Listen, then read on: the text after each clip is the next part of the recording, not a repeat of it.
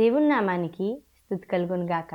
దైవవాకు అనే కార్యక్రమాన్ని వీక్షిస్తున్న మీ అందరికీ నా హృదయపూర్వకమైన వందనాలు తెలియజేస్తున్నాను. ఈరోజు వాక్య ధ్యానం కొరకు మత్తయి సువార్త 16వ అధ్యాయము 23వ వచనాన్ని మనం చదువుకుందాం. నీవు మనుషుల సంగతులనే తలంచుచున్నావు గాని దేవుని సంగతులను తలంపకి ఉన్నావని పేతురుతో చెప్పెను. ఇక్కడ మనం చూసినట్లయితే యేసుప్రభు వారు ఆయన శిష్యులతో మాట్లాడుతున్నప్పుడు ఈ మాటను అక్కడ అన్నారండి. నీవు మనుషుల సంగతులనే తలంచుచున్నావు కానీ దేవుని సంగతులను నీవు తలంచట్లేదు అని. మనం ఆలోచించినట్లయితే చాలా సమయాల్లో మనం కూడా శిష్యుల్లాగే ప్రవర్తిస్తాం కదండి.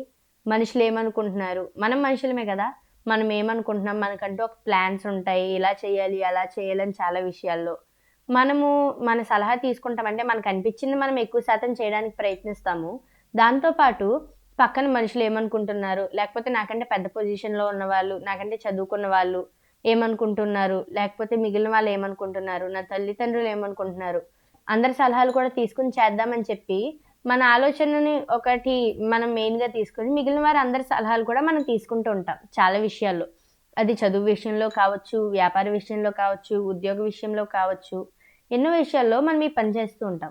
కానీ మనం ఎప్పుడైనా ఈ విషయం కోసం దేవుడు ఏమనుకుంటూ ఉన్నారు, లేకపోతే ఇది నా జీవితంలో జరగడం దేవునికి ఇష్టమా కాదా అని మనము చాలా సమయాల్లో ఆలోచించాం.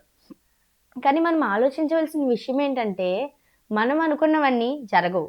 మనము ఎన్నో అనుకుంటామండి, కానీ అందులో చాలా విషయాలు మన జీవితంలో జరగవు.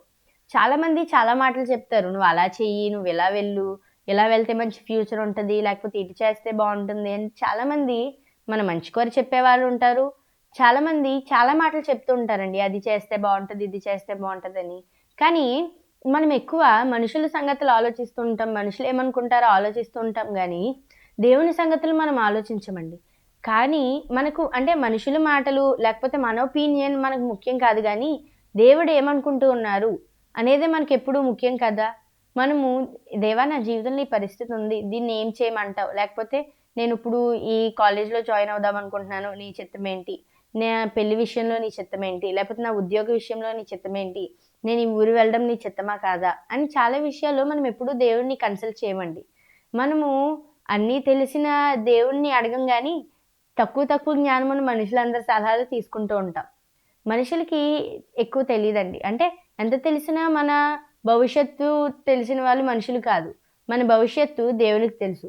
కాబట్టి నేను ఎటు వెళ్తే మంచిది దేవా. చాలామందికి లైఫ్లో మనకి ఎక్కువ సార్లు చాయిస్ అనేది వస్తూ ఉంటుందండి. ఎటు వెళ్ళాలో అర్థం కాని పరిస్థితి చాలాసార్లు మనకు లైఫ్లో వస్తుంది. లైఫ్లో వచ్చినప్పుడు మనం దేవుణ్ణి అడిగి, దేవా నా జీవితంలో ఈ కష్టం ఉంది, లేకపోతే నా జీవితంలో ఈ చాయిస్ నేను తీసుకోవాలి, నా జీవితంలో ఈ 2 దారులు నా ముందున్నాయి, నేను ఏ దారిలో వెళ్ళాలి దేవా అని మనం దేవుణ్ణి అడగడం మొదలు పెడితే మన జీవితంలో గొప్ప కార్యాలను దేవుడు చేయడం ప్రారంభిస్తారండి.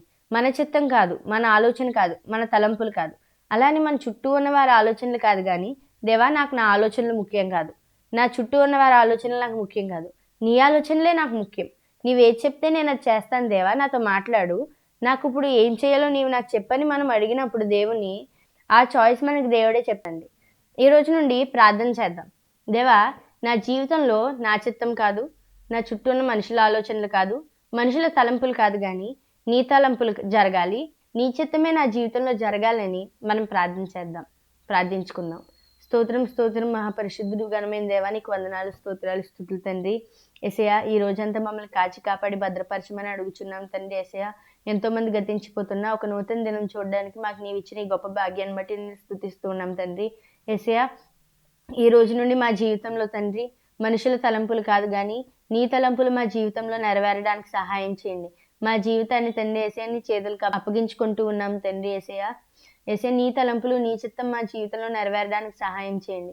ఎవరైతే ఈ దైవవాకును చూస్తున్నారో తండ్రి యేసయ్యా ఏదైనా ఒక చాయిస్ తీసుకోవడానికి వాళ్ళు ఇబ్బంది పడుతున్న పరిస్థితుల్లో ఒకవేళ వారు ఉంటే తండ్రి యేసయ్యా వారి జీవితానికి ఏది కరెక్ట్ అయిన చాయిసో వారు అది చూస్ చేసుకోవడానికి మీరే సహాయం చేయండి, తోడైన నడిపించండి. ప్రతి ఒక్కరిని ఉదయకాలపు ఆశీర్వాదాలతో నింపి నడిపించి వాడుకోమంచు యేసు దివ్యనామమున అడుగుచున్నాం తండ్రి, ఆమేన్.